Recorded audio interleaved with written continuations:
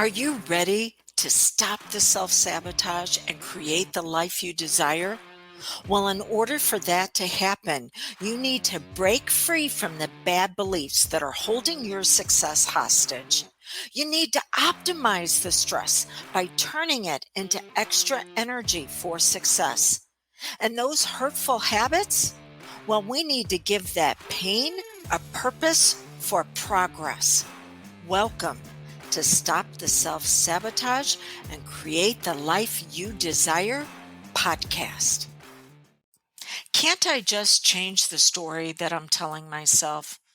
Using reframing and say, well, this used to be a problem, but now I'm learning the life lesson from it, and I'll be able to move into progress from having this problem.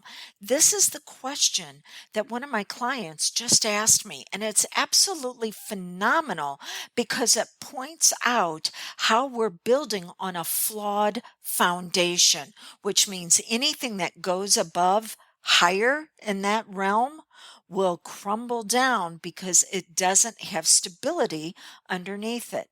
And that stability is that we just need to explain things better to ourselves and our life will change.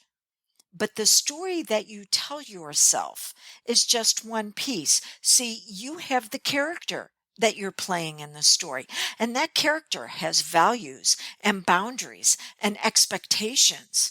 So until you upgrade who you're being in the story, you'll never have the power to also upgrade what you're telling yourself for it to make a difference. I'll give you an example.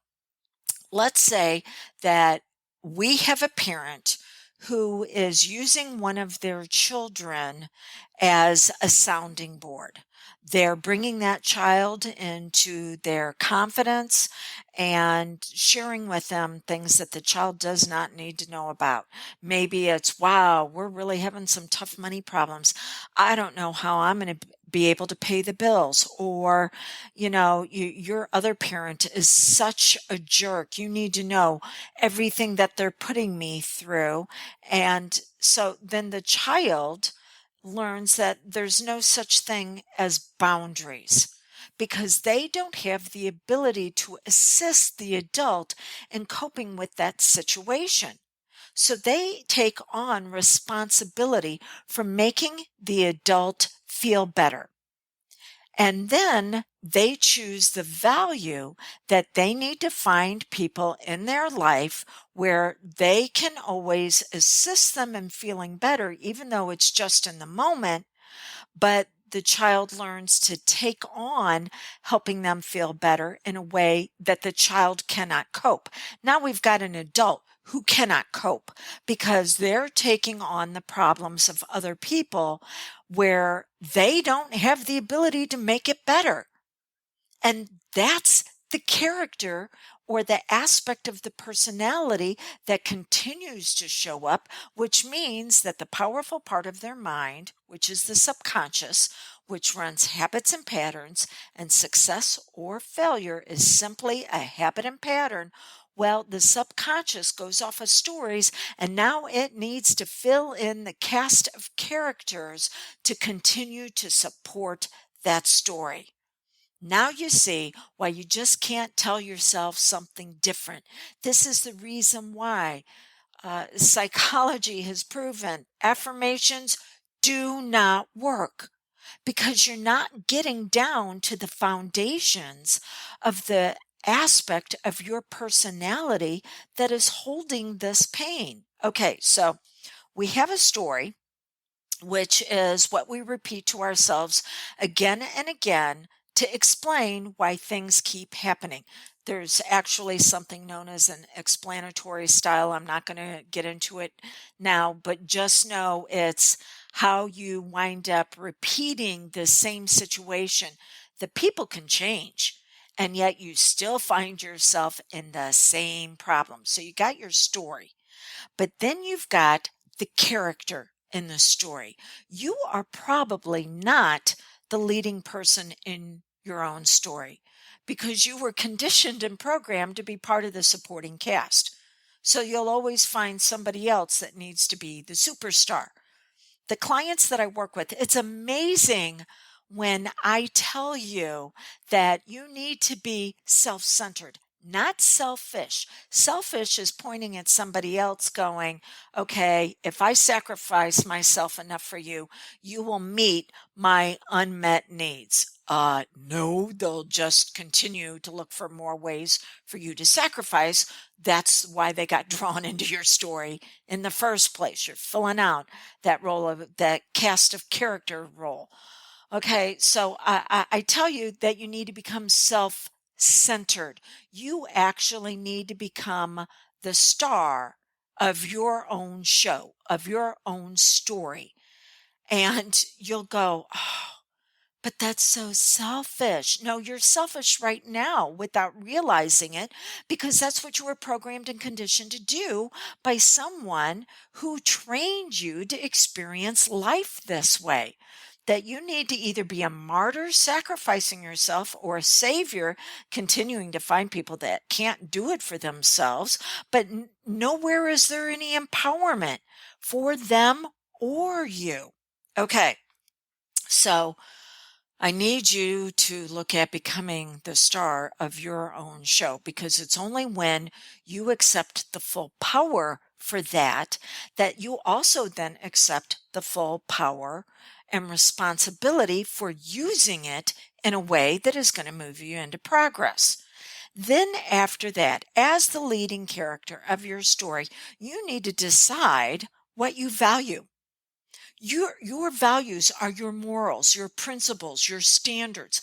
It's a code that allows you to assess and evaluate your life. Are you moving in the direction that is the healthiest for you? And that's where one of the challenges comes in, is that your values are based on what someone else gave you, not what you actually need to move forward. And here's a sidebar. What you're valuing right now probably is not even in alignment with the goal that you have, with the dream that you want to turn into reality. I have a client who just bought a new business, all excited about moving forward. She's phenomenal at growth and worth. What she's not so good at is creating certainty for herself, the follow through. That when things might get boring, when there's not so much drama, that she continues to follow through with the activities that are going to get that goal. No, instead, she drops everything and goes looking for the next bright shiny. So her value that she needs to have is one that she's not even accustomed to using because it was always, well, if I go over here and do this, it'll get me what I want. Oh, nope, didn't do that. Okay, if I go over here then and do this.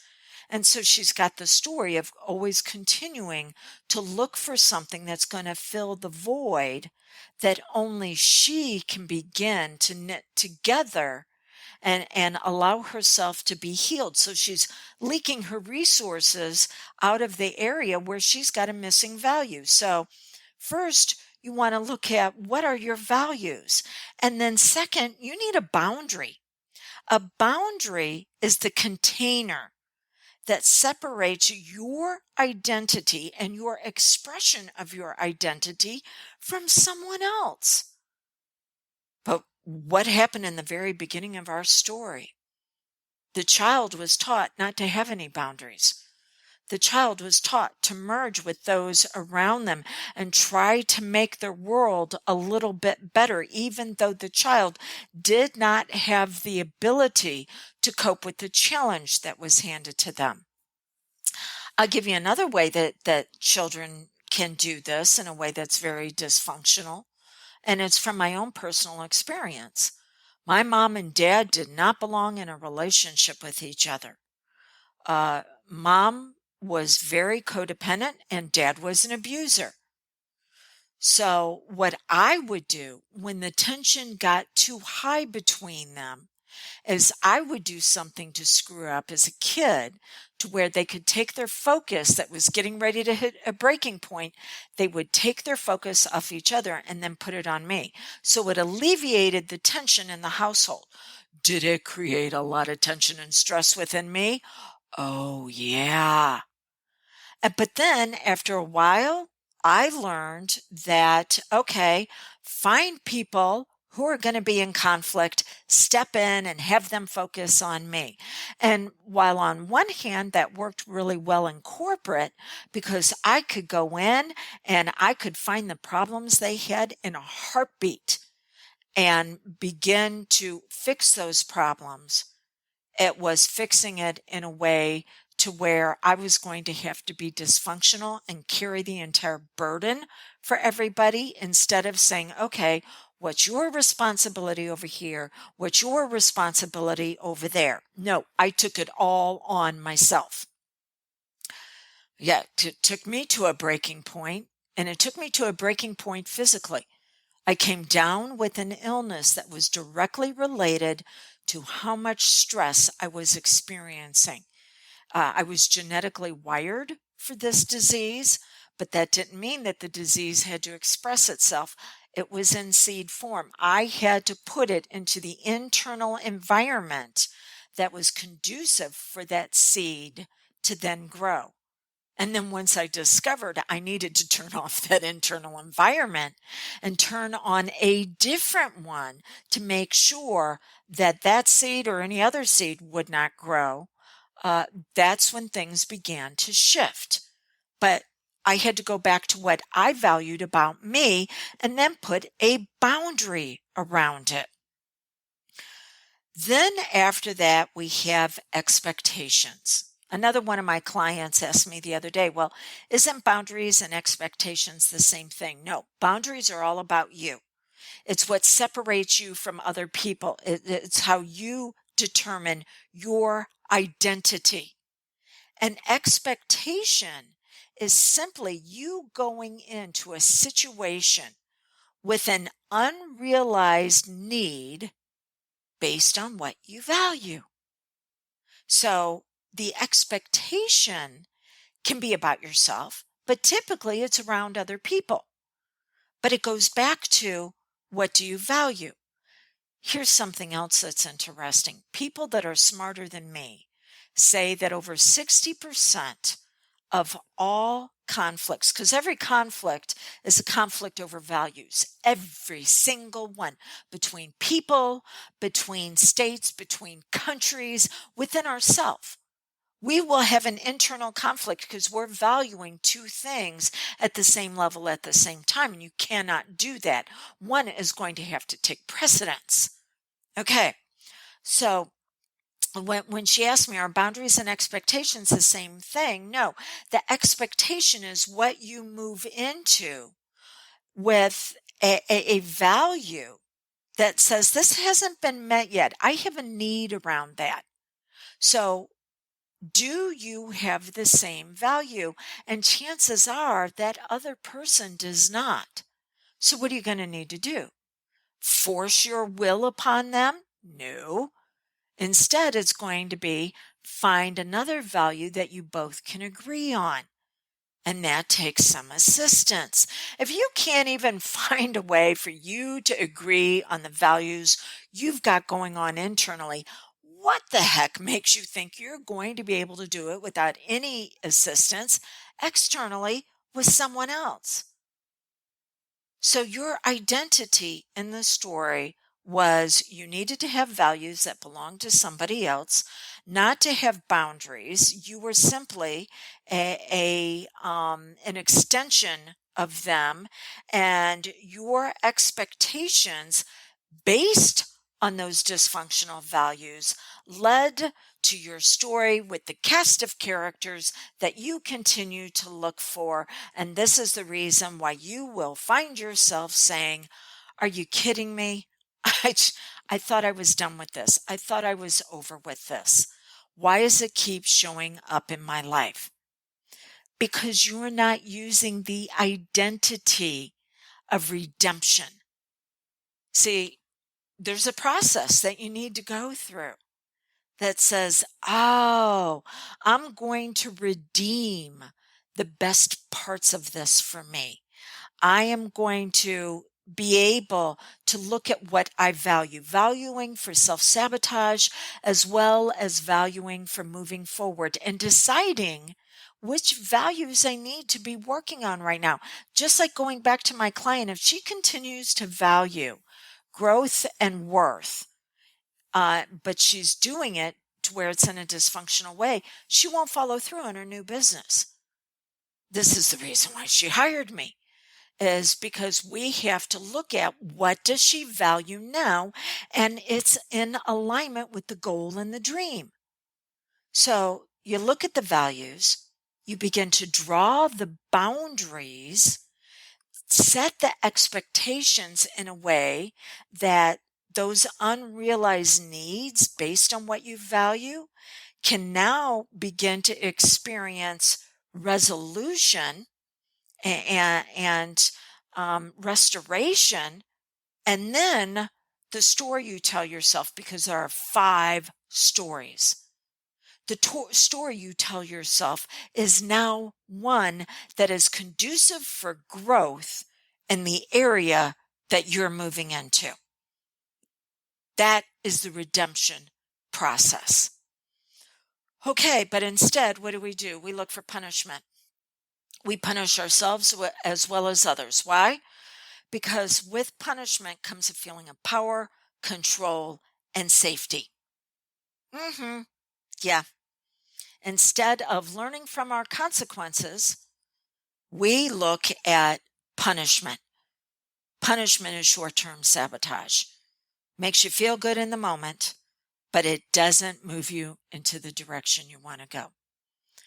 If you want to begin to understand how to use this redemption process for yourself, how to upgrade your story and who you are in the story, as well as several hypnosis sessions that are going to assist you with all of this, then go to drewdawnferguson.com/Vista, VISTA. It stands for Vision, Inspiration, Strategy, Tactics, and Achievement. It is a virtual 2-day intensive to where I'm going to teach you this process that you can begin to use for your own progress, as well as doing hypnosis sessions in the group for you to then get your subconscious agreement on accelerating that direction. If you have questions on it, or if you want to discover how to potentially work with me, and I will let you know I have a bonus. If you choose to work with me this month of September, I will give you the bonus. I will give you a seat in that class. So you want to see about working with me, text or call 1-636-699-7791. That's 1-636-699-7791. Or go to one of my websites, which is canhypnosishelpyou.com. If you wait a few seconds on the page, you'll see a button that'll pop up that says click your time here, and it will give you consult times based on your time zone. And I promise you, there's something on there that should work for you. And you'll be able to set it right then and there based on your calendar availability as well as mine. Okay. Why just changing your story won't make things better is because you're not better. All you're doing is using an explanatory style that is going to give excuses on why things are not improving, but it doesn't make an impact in your life. I'm here to tell you it can be better. Let me prove it to you. Let me help reveal who you really are. So until we get together again, here's to your brilliance and your ability to upgrade your story.